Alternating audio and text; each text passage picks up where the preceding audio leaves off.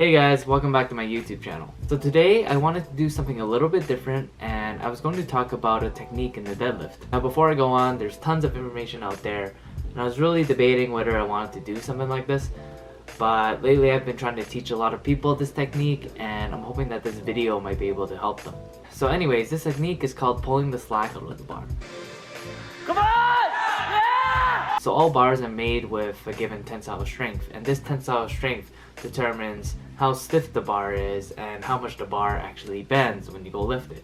That's why you see some bars bend a lot, like the deadlift bar, and some bars not bend at all, like a stiff bar. Anyways, you may or may not already be doing this, but I'm gonna show you guys what it looks like. So when I pull the slack out of the bar, for me, I like to think about keeping long arms and generating tension on the bar.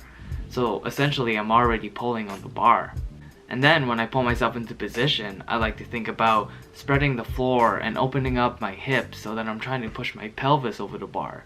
And as you can see, when I pull myself into position, the bar is already leaving the ground. Set up, long arms, pull tension out already. And then when you bring yourself in, the bar's already coming off. Because when you're like this, you bring your hips in. What happens to your arms?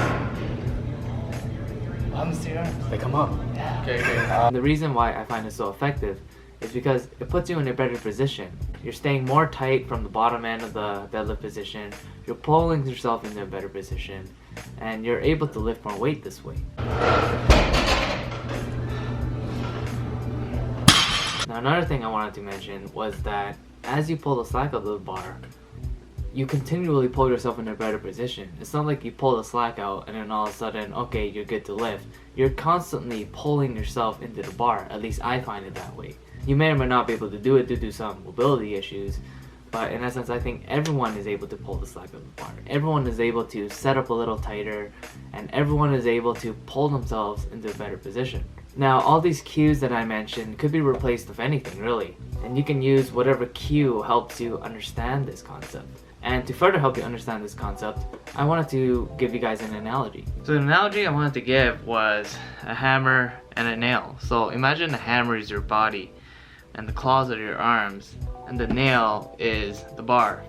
So you want to come into setup, you want to hook your arms in on the deadlift, and you already want to start pulling up on the bar.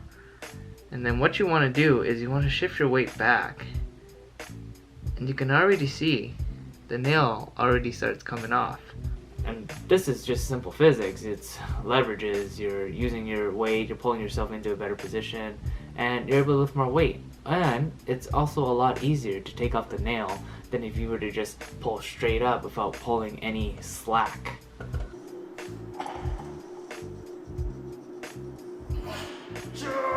Now, there's a few common issues that I see with people trying to pull the slack out of the bar.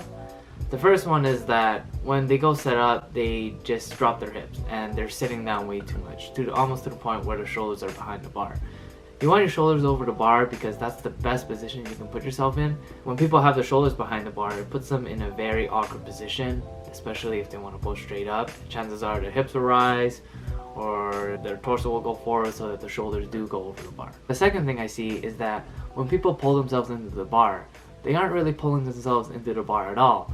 They stop generating tension in their arms, and their hands are just kind of rolling along as they pull themselves in, so there's no upward force on the bar. So essentially when they drop their hips, the bar is not being pulled on at all. And the third thing, which is probably the most common thing, is that people pull themselves into a really good position, but then when they initiate the pull, their hips rise. Or they revert to their technique where they just don't pull the slack of the bar anymore. So essentially when they go pull, they have to re-pull the slack on the bar.